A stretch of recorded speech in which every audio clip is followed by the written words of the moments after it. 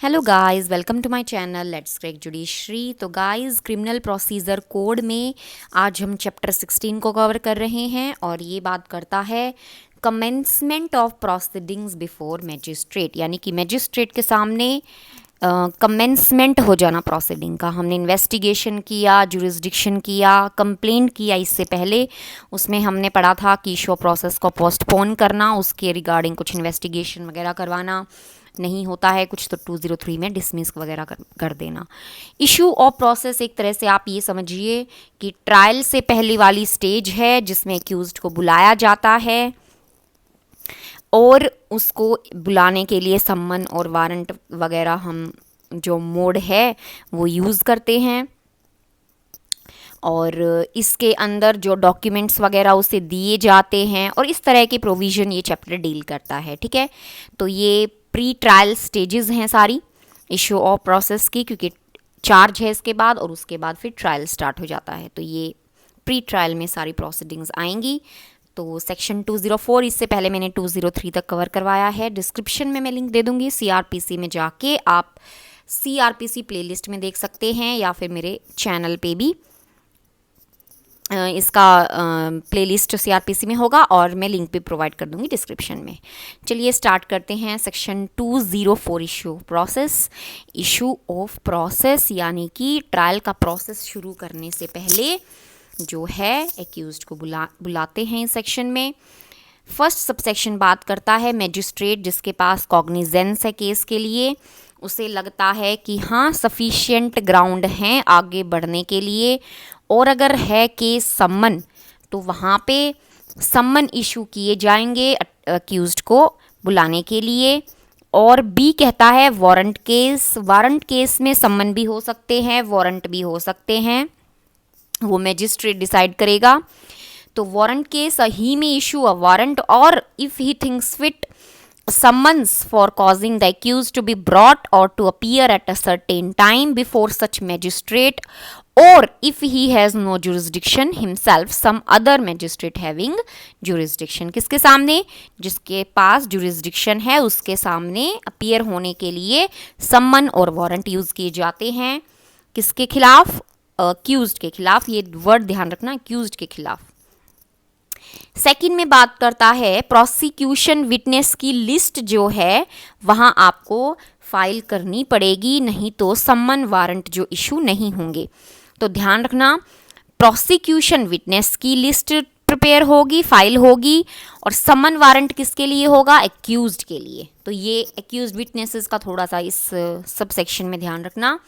सम्मन warrant issue नहीं होंगे जब तक आप प्रोसिक्यूशन विटनेस जो है उसे फाइल नहीं कर देता। किसके खिलाफ होगा? समन वारंट एक्यूज के खिलाफ। थर्ड बात करता है कंप्लेंट अगर केस है, ठीक है, राइटिंग में कंप्लेंट है, तो वहां पे जब आप समन वारंट एक्यूज्ड को भेज रहे हो तो एक कॉपी आपको कंप्लेंट की भी लगानी जरूरी होगी।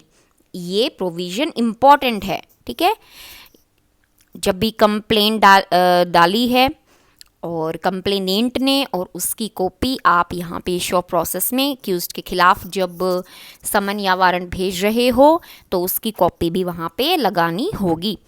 और फोर्थ सबसेक्शन कहता है कि मान लो कोई प्रोसेस फीस है कंप्लेंट डालने में और आपने वो नहीं पे की है एक टाइम देने के बाद, तो मैजिस्ट्रेट जो है वो डिसमिस कर देगा किसे? कंप्लेंट को। Where by any law for the time being in force any process fee या कोई और फीस, ध्यान रखना प्रोसेस फीस और अदर फीस इस जैसी कोई और फीस हो, are payable, no process shall be issued until the fees are paid, and if such fees are not paid within reasonable time magistrate may dismiss the complaint. उसके पास power है, मे कर सकता है। फिफ्थ में बात करता है इस सेक्शन में जो भी है वो 87 को अफेक्ट नहीं करेगा। 87 में क्या था कि हम इशू कर देते हैं समन को इन वारंट को, सॉरी, या तो बदले में सम्मन के या फिर उसके एडिशन में। सेक्शन 87 आप एक बार इसमें देख लेना। तो वहाँ का जो वो प्रोविज़न है इशू ऑफ वारंट का, या तो सम्मन की जगह या एडिशन, ठीक है, या वो भाग जाता है, ओबे नहीं करता है समन, तो हम वहाँ पे वारंट इशू करते हैं समन की जगह। तो वो यहाँ पे जो है इफेक्ट ये वाला सेक्शन 204 तो वहाँ पे इफेक्ट 87 को नहीं करेगा। ठीक है, सेक्शन 205 है, इसमें डिस्पेंस है, यानी कि जो एक्यूज्ड का आना है वो मना कर सकता है मैजिस्ट्रेट। कब? दो सबसेक्शन है, पहले में मना करने का है और सेकंड सबसेक्शन में कह रहा है कि रिक्वायर भी हो सकती है उसकी अटेंडेंस। तो फर्स्ट में कहता है, प्रीलिम में आता है किसमें मैजिस्ट्रेट डिस्पेंस कर सकता है, 205 में। मैजिस्ट्रेट जो सम्मन इशू कर रहा है, अगर उसे लगता है कि कोई ज़रूरी नहीं है उसकी अटेंडेंस, और अगर वो चाहे तो प्लीडर के थ्रू अपीयर, मतलब जो उसका आना है एक तरह से अपीयरेंस उसकी, वो प्लीडर के थ्रू हो सकती है, मेनली इसमें ये कहा गया है। और सेकंड में एक्सेप्शन है कि मैजिस्ट्रेट इंक्वायर या ट्राई कर रहा है, तो किसी भी स्टेज पे अगर उसे ऐसा कुछ लगता है कि भाई ज़रूरी है कि एक्यूज्ड भी आ जाए, तो वे इन्फोर्स भी करवा सकता है। तो सेकंड सबसेक्शन ये बात करता है। 206 में है special summons in case of पेटी ऑफेंस, इंपॉर्टेंट फॉर प्रीलिम। ठीक है, यानी कि मैजिस्ट्रेट जिसकी कॉग्निजेंस लेता है वो पेटी ऑफेंस की, आगे पेटी ऑफेंस वगैरह सब कुछ डिफाइंड है। तो मैजिस्ट्रेट जो कॉग्निजेंस ले रहा है किसका, पेटी ऑफेंस का, वो समरली डिस्पोज कर सकता है 260 या 261 के तहत। ठीक है, आगे हम समरली जो ये ट्रायल करेंगे उसमें मैं आपको सारा बताऊंगी प्रोसीजर क्या होता है, उसी की बात कर रहा है। यानी कि मैजिस्ट्रेट कॉग्निजेंस ले रहा है पेटी ऑफेंस का, जिस ऑफेंस को आप 260 या 261 के तहत समरली डिस्पोज कर सकते हैं। तो मैजिस्ट्रेट जो है रीजन रिकॉर्ड करके, ठीक है, ऐसा कर सकता है कि वो जो एक्यूज्ड है उसका जो सम्मन है उसमें जो फाइन लिखा है वो खुद ना आए, प्लीड गिल्टी कर ले और फिर फाइन भेज दे। सिंपल, इस पूरे पैरा में केवल ये एक बात ही लिखी है। ठीक है, कि कौन सा मैजिस्ट्रेट कौन सा ऑफेंस जिसको समरली डिस्पोज के सेक्शन में कर सकते हैं, समन भेज रहा है। अब वो उस समन में फाइन भी लिखा था। अब एक्यूज्ड क्या है, प्लीड गिल्टी करेगा कि मैं नहीं आ रहा हूँ, और लीजिए, क्योंकि प्लीड गिल्टी करेगा तभी तो फाइन दे रहा है, यानी कि मान रहा है कि उसने ऑफेंस कमिट किया है। और जो फाइन का अमाउंट है वो पोस्ट से ही वो क्या करेगा, भेज देगा। ठीक है, और लिमिट करता है प्रोवाइजो में कि जो सम्मन में फाइन होगा वो 1000 रुपये तक ही होना चाहिए। ठीक है, provided that the amount of the fine specified in such summons shall not exceed 1000 rupees. Second में बात करता है पेटी ऑफेंस के बारे में कि पेटी ऑफेंस वो है जो 1000 तक पुनिशमेंट जिसमें फाइन की दी जा सकती है, लेकिन मोटर व्हीकल एक्ट 1939 की जो है उसमें जो भी पुनिशेबल है, अगर वो चाहे 1000 से कम हो, वो इंक्लूड यहाँ पे नहीं होगा, या फिर किसी और लॉ में कर सकता है। यानी कि ये जो एक्सेप्शन है केवल मोटर व्हीकल एक्ट की है। ठीक है, but does not include any offence so punishable under the Motor Vehicle Act 1939 or under any other law which provides for convicting the accused person in his absence on a plea of guilty। ये आप ऊपर वाले के साथ पढ़ना। ठीक है, coma लगा रखा है, यानी कि इंक्लूजन जो है वो किसकी होगी, 1000 तक, या फिर किसी और लॉ में भी इस तरह की कोई सज़ा है उसे भी इंक्लूड किया है। और एक्सक्लूड कर दिया है मोटर व्हीकल एक्ट को, कि यानी कि मोटर व्हीकल एक्ट में जो है चाहे 1000 से कम का फाइन दिया जाए, पुनिशेबल हो, वो इंक्लूड ऑफेंस नहीं होंगे।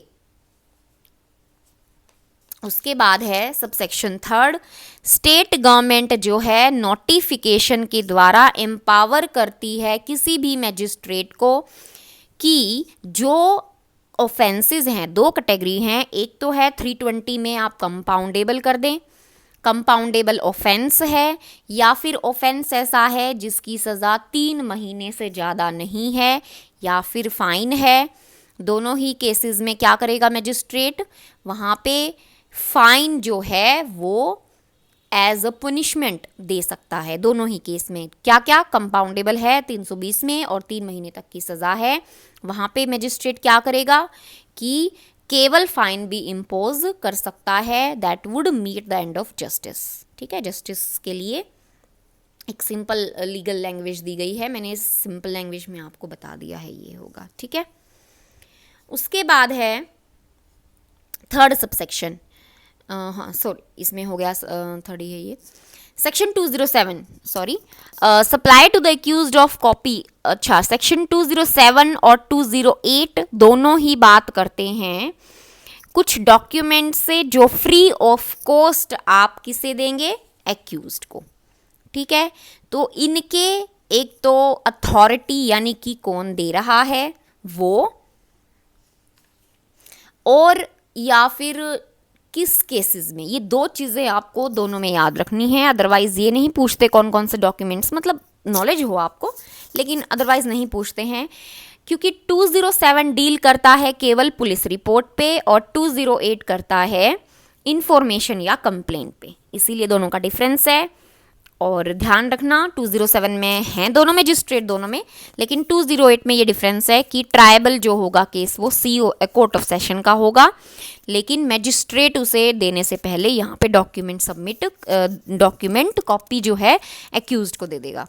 तो 207 में देखिए क्या कह रहा है, supply to accused of copy of police report and other documents, यानी कि कोई केस है जो इंस्टीट्यूट हुआ है पुलिस रिपोर्ट पे, मैजिस्ट्रेट बिना देरी किए जो है वो फ्री ऑफ कॉस्ट एक कॉपी देगा किसकी, पुलिस रिपोर्ट की, एफआईआर की, जो 154 में आपकी रिकॉर्ड की गई है उसकी, और स्टेटमेंट्स जो विटनेसेस की रिकॉर्ड की गई हैं 161 के सबसेक्शन 3 में वो, और अगर चाहे तो 173 का 6 जो है पुलिस ऑफिसर कोई डॉक्यूमेंट जो है एक्सक्लूड भी करवा सकता है कि ये नहीं देना है, ऐसा रिक्वेस्ट भी कर सकता है, तो वो नहीं दी जाएगी। फोर्थ में है कन्फेशन एंड स्टेटमेंट्स, यानी कि 164 में जो भी कोई कन्फेशन स्टेटमेंट रिकॉर्ड हुई है वो, और फिफ्थ में कोई और ऐसा डॉक्यूमेंट है 173 के फिफ्थ सबसेक्शन के तहत, तो ये सभी जो डॉक्यूमेंट्स जो हैं क्या होंगे, मुहैया आप फ्री ऑफ कॉस्ट कॉपी जो है इनकी एक्यूज्ड को देंगे। उसके बाद है प्रोवाइजो। प्रोवाइजो देखिए क्या कह रहा है कि पहला तो यही बोलता है जो हमने थर्ड में एक्सक्लूजन की बात की, तो ये कहता है मैजिस्ट्रेट एक्सक्लूजन के बाद कॉपी प्रोवाइड कर देगी किसको, एक्यूज्ड को, अगर उसे लगता है कि वहाँ उसे देनी नहीं चाहिए। ठीक है, मैजिस्ट्रेट में आफ्टर पर using any such part of statement, जो भी थर्ड में कहा गया, और consider reasons given by police officer, की जो भी हैं रीजन है जो पुलिस ऑफिसर के for the request, direct that the copy of that part of the statement, या फिर कोई पोर्शन है जो मैजिस्ट्रेट सोचता है ठीक है ये एक्यूज्ड को सबमिट करवा दिया जाएगा, यानी कि एक्सक्लूजन वहाँ पे थर्ड में हो चुका है, उसके बाद कर सकता है। ठीक है, उसके बाद है इसी का एक और प्रोवाइडेड है, उसमें कहता है मान लीजिए डॉक्यूमेंट्स काफ़ी ज़्यादा वॉल्यूमिनस हैं, बहुत ज़्यादा हैं, उनकी कॉपी प्रोवाइड करना सही नहीं होगा और करवाया नहीं जा सकता है। ठीक है, तो क्या करेगा मैजिस्ट्रेट, कॉपी नहीं देगा, फिर क्या करेगा, उसे कहेगा कि आप आकर इंस्पेक्ट कर लें, या तो खुद आ जाएं या आपका प्लीडर आ जाए। तो ये प्रोवाइडेड फर्दर कहता है, ये 208 में भी यही प्रोवाइडेड है। ठीक है, 208 एक बार पढ़ लेते हैं। इसमें ध्यान देना इंफॉर्मेशन और कंप्लेंट पे होगा, पुलिस रिपोर्ट पे नहीं होगा, और मैजिस्ट्रेट को ऐसा लगता है जो इशू प्रोसेस कर रहा है 204 में कि जो ये ऑफेंस है ये मुझे नहीं, ये कोर्ट ऑफ सेशन को ट्राई करना चाहिए, तो वो क्या करेगा, बिना देरी किए एक्यूज्ड को कॉपी दे देगा फ्री ऑफ कॉस्ट। कौन कौन सी, 200 और 202। ध्यान देना, अब जब पुलिस रिपोर्ट पे ये केस ही नहीं हुआ है तो 173 और ये सब कुछ नहीं आएगा, 154 भी नहीं आएगा, जो हमने ऊपर 5 पार्ट पढ़े। तो एक लॉजिक भी है इसमें।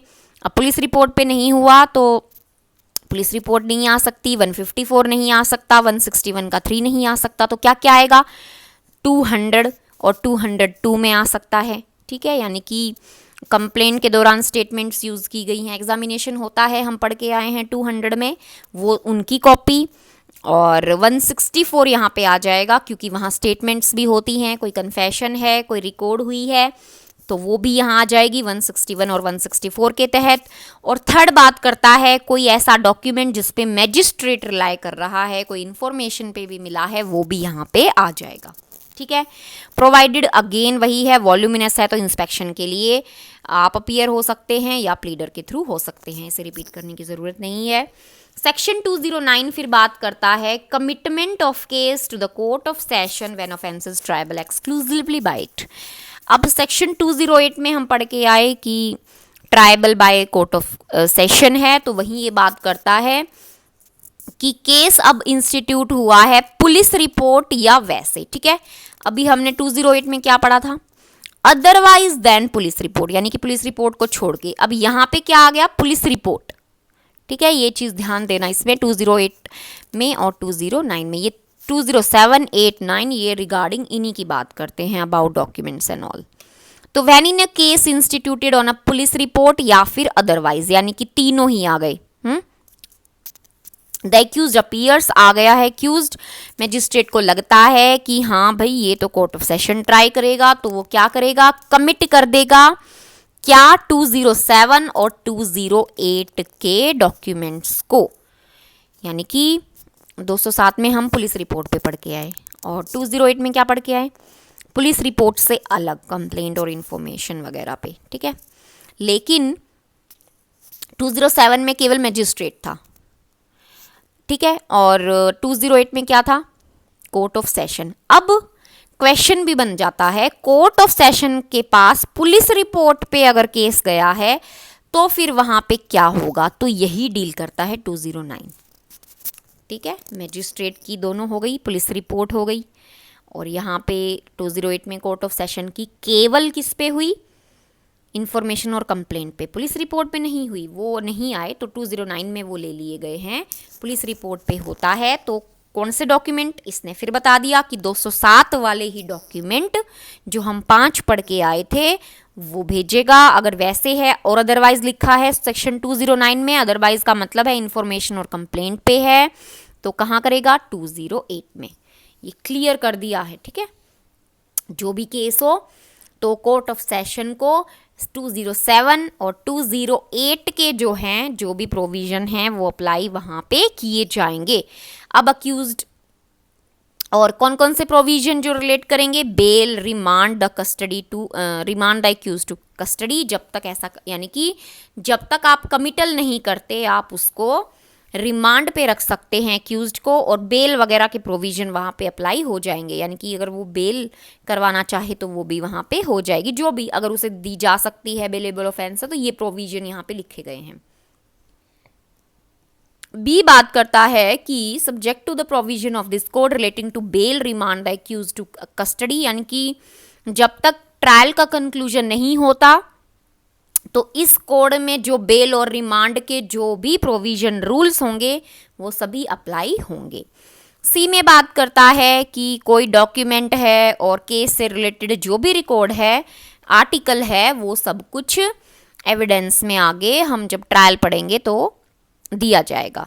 और डी सबसे इम्पॉर्टेंट है क्योंकि कोर्ट ऑफ सेशन का ट्रायल पब्लिक प्रोसिक्यूटर ही प्रोसिक्यूट करता है वहाँ पे, तो पब्लिक प्रोसिक्यूटर को नोटिफाई किया जाएगा about committal of the case to the court of session by magistrate. ठीक है। उसके बाद है सेक्शन 210, डायरेक्ट भी आ जाता है, प्रीलिम का बहुत अच्छा क्वेश्चन है ये, कि अगर दोनों पे होगी। मैं आपको मेन बात बताती हूँ सेक्शन 210 में है क्या, दो तीनों सब सेक्शन में, कि मान लो कोई एक केस है जिस पे कंप्लेंट भी आ गई और पुलिस भी उसी ऑफेंस पे इन्वेस्टिगेट कर रही थी टुवार्ड्स द सेम एक्यूज्ड। ठीक है। अब कंप्लेंट भी आप डाल रहे हो और पुलिस भी ऑलरेडी इन्वेस्टिगेट कर रही है, तो दो दो केस लेने का क्या मतलब है। ठीक है। होगा क्या, जिस पे कंप्लेंट केस गया है जिस मजिस्ट्रेट के पास, वो क्या करेगा, उसको स्टे करके कहेगा कि पुलिस को कि भाई आप क्या इन्वेस्टिगेट कर रहे हो, किसके खिलाफ कर रहे हो, कौन सा ऑफेंस है वगैरह सब कुछ पूछ लेगा। और उसे लगता है कि ये दोनों केसेस तो सेम ही उस पे बन रहे हैं, अक्यूज्ड के खिलाफ और ऑफेंस सेम है, तो वो क्या करेगा, इस तरह से डील करेगा कि वो जो केसेस हैं वो पुलिस रिपोर्ट पर ही इंस्टीट्यूट हुए हैं, और फिर कंप्लेंट केस को तो स्टे कर देगा और जो पुलिस वाले इन्वेस्टिगेट कर रहे थे वो चालू रहेगा। तो पूरे तीनों में यही बात की गई है। तो प्रीलिम में क्वेश्चन पूछ लेते हैं कि कौन से उस पे मतलब स्टे लगेगा और कौन सा जो है मतलब कि कंटिन्यू में रहेगा। तो पुलिस रिपोर्ट वाला कंटिन्यू में रहेगा, स्टे किस पे लगेगा, कंप्लेंट केस पे। तो तीनों ही सबसेक्शन में ये बात है। एक बार फिर भी डिफरेंशिएट तीनों के अलग अलग कर लेते हैं कि फर्स्ट में क्या कहता है। फर्स्ट में है कि when in a case instituted otherwise than on a police report, यानी कि कंप्लेंट केस हुआ है, if it is made to appear to the magistrate during the course of the inquiry और ट्रायल, कि इन्वेस्टिगेशन जो है पुलिस की progress में है in relation to the offence, जो सब्जेक्ट मैटर है इंक्वायरी ट्रायल का, magistrate shall stay the proceeding, यानी कि इंक्वायरी को स्टे कर देगा, कौन से वाली को, कंप्लेंट केस वाली को। सेकंड में आता है रिपोर्ट बुलवाएगा किससे, पुलिस ऑफिसर के जो इन्वेस्टिगेशन कंडक्ट कर रहा है। If a report made by the investigating police officer under किसमें, 173 में, और इस रिपोर्ट पे देखेगा कि कॉग्निजेंस लिया गया है taken by magistrate against any person, जो अक्यूज किसमें है, कंप्लेंट केस में, जिसको स्टे किया है। तो मजिस्ट्रेट जो इंक्वायर कर रहा है वो कंप्लेंट केस और पुलिस रिपोर्ट वाले को इस तरह से अंडरलाइन करना डील करेगा as if both the cases were instituted on a police report. ये है मेन लाइन, पीटी मार्क कर लेना। और थर्ड में कह रहा है कि पुलिस रिपोर्ट अगर नहीं रिकॉग्नाइज करती, यानी कि दोनों चीजें अलग अलग हैं, कि भाई जो कंप्लेंट केस में एक्यूज आया है, जो कंप्लेंट जिसके खिलाफ हुई है वो और वो अलग अलग हैं, कौन से इन्वेस्टिगेशन वाला जो है वो चीज़ अलग है, ऑफेंस अलग है और ये अलग है।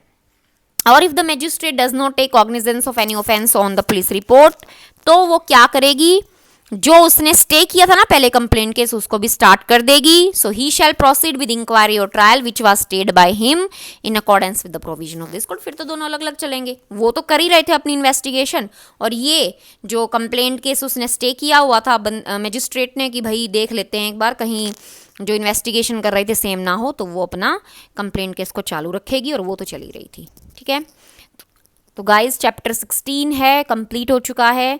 आगे 17 चार्ज लेंगे। अगर आपको सारा प्रोविजन समझ में आया हो तो वीडियो को लाइक और चैनल को सब्सक्राइब कर दीजिएगा। Thank you.